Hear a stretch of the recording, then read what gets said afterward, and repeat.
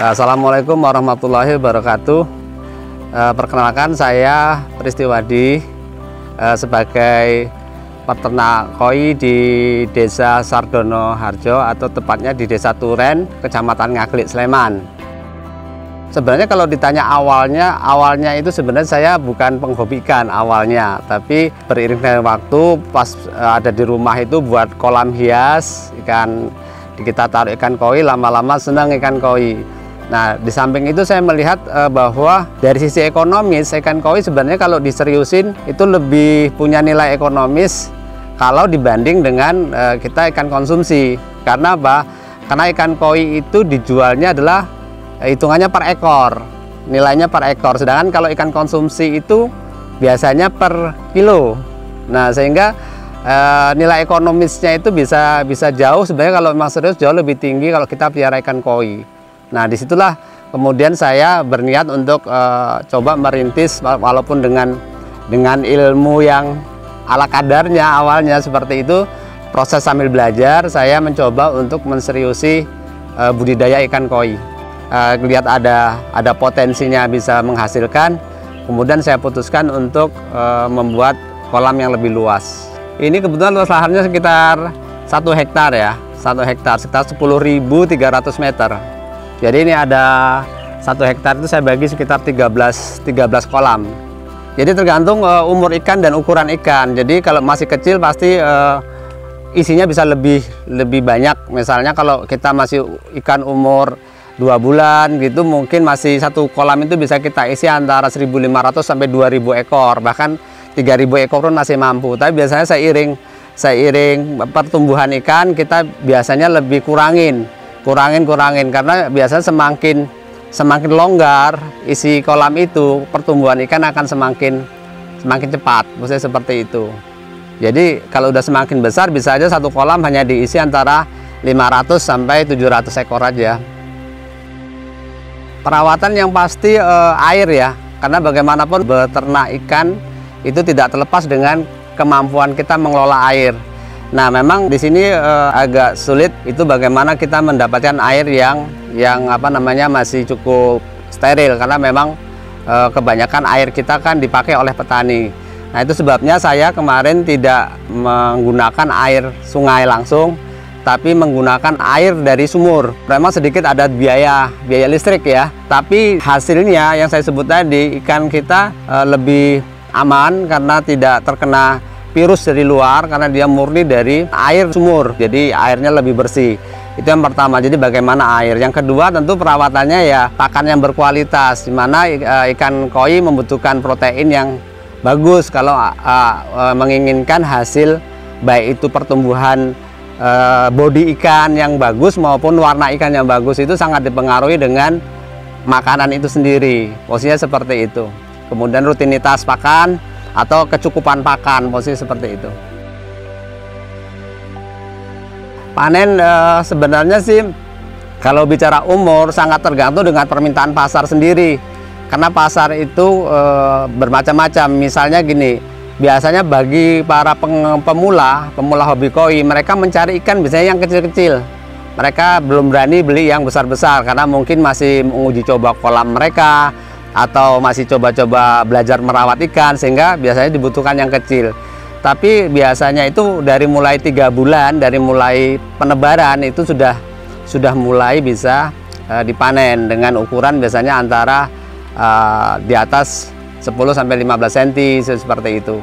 Nah, kemudian nanti mungkin naik ke tambah 1,5 bulan lagi atau 2 bulan lagi ke ukuran 20 cm, 25 cm, 30 cm. Jadi memang ukuran di koi itu mungkin berbeda dengan konsumsi. Kalau konsumsi bisa bilang oh 3 bulan angkat, tapi kalau di koi seleranya ini mau ukuran berapa gitu kan, size berapa ya, sesuai dengan permintaan pasarnya. Kalau dia menginginkan size yang lebih besar, berarti kita akan tunggu waktu yang lebih lama, pasti seperti itu. Kebetulan daerah sini itu banyak burung blekok. Nah, untuk mengurangi predator burung, saya coba kasih pasang jaring sehingga diharapkan meredam rombongan burung-burung yang mungkin mau masuk ke kolam. Posisi seperti itu. Jadi kita pasang jaring agar lebih aman, karena tanpa kita sadari burung itu juga menghabiskan banyak Mas kalau kita nggak kasih seperti ini. Karena kalau hitungan saya sederhana, satu ekor burung satu hari makan 10 ekor, itu 30 hari, 1 bulan itu 300 ekor ya. 300 ekor, kalau kita pelihara mungkin 3-4 bulan itu 1000 ekor pasti habis untuk satu burung. Jadi kalau misalkan ada 5 atau 10 burung yang masuk, nah kita bisa hitung berapa kehilangannya. Nah itu salah satu predator yang cukup banyak gitu loh.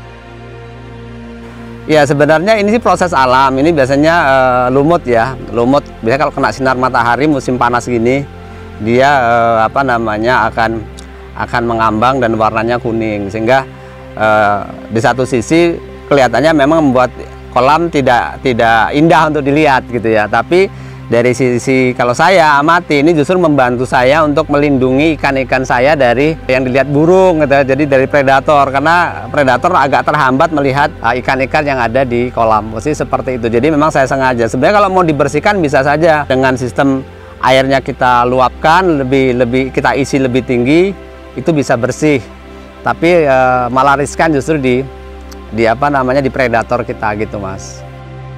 Kalau sampai hari ini hasil panen saya masih kita pasarkan di lingkungan Jogja. Nah, kemudian saya kebetulan ada beberapa tempat untuk pengiriman produk khusus seperti itu. Ada juga dengan sistem, misal kalau yang di luar Jogja itu biasanya kalau di KOI itu sistem jualan lelang gitu ya. Nah, dia biasanya menggunakan, kalau lelang itu bisa di luar Jogja. Jadi online-nya juga belum terlalu maksimal kalau desainnya seperti itu. Jadi memang sampai dengan hari ini permintaan koi sih masih cukup tinggi ya. Maka kalau dari beberapa tempat-tempat reseller ikan koi itu juga masih banyak disuplai dari luar Jogja. Kalau menurut saya prospek koi cukup tinggi ya. Apalagi kalau misalnya pertumbuhan perkantoran, kemudian mungkin perhotelan di daerah tersebut meningkat, itu juga banyak membutuhkan ikan-ikan hias seperti itu. Itu juga merupakan peluang yang cukup potensi untuk dimasukin oleh ikan-ikan koi gitu Mas. Ikan koi yang bagus ya, ikan koi yang bagus itu kalau saya sering guyon tuh saya bilang ya harusnya selera gitu ya. Karena kalau kita bicara warna, setiap orang pasti punya favorit warna yang berbeda-beda, apakah warna merah atau hitam atau apa, karena koi juga kan seperti itu. Cuma ada beberapa patternnya kalau yang dibilang bagus itu biasanya orang melihat pertama kali adalah dari sisi pattern warna, artinya pola warna ikan itu sendiri. Jadi masing-masing antara soa, kohaku, kujaku, susui, asagi itu memang punya pattern yang berbeda-beda. Kemudian yang kedua dari sisi solid warnanya atau kekuatan warna. Jadi semakin kuat warnanya, misalkan merah ya betul-betul merah gitu ya, itu berarti ikan itu semakin bagus, bukan merahnya cuma sekedar merah ini, misalnya seperti itu. Jadi pattern itu berarti dia melihat keindahan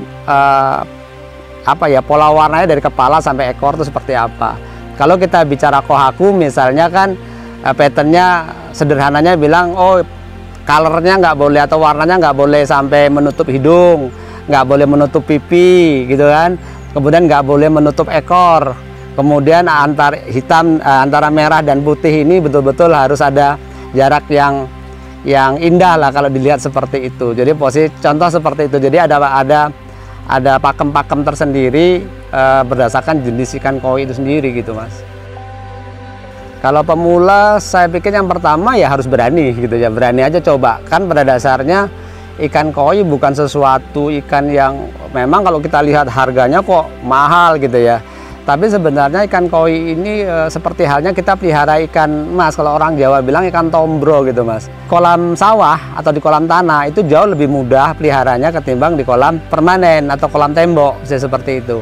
Nah kalau kolam tembok itu memang harus pakai filter gitu ya, airnya harus dikelola dengan baik, jernih dan sebagainya.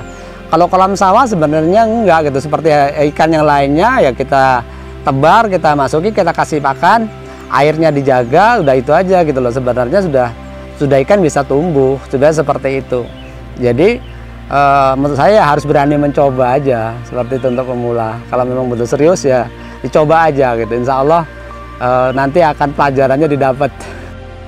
Oke, terima kasih. Mudah-mudahan ada manfaatnya untuk teman-teman yang mungkin punya hobi koi gitu kan, mungkin ingin budidaya koi. Kalau memang ini bermanfaat, kemudian bagi yang suka jangan lupa subscribe ke channel Cap Capung ya. Makasih.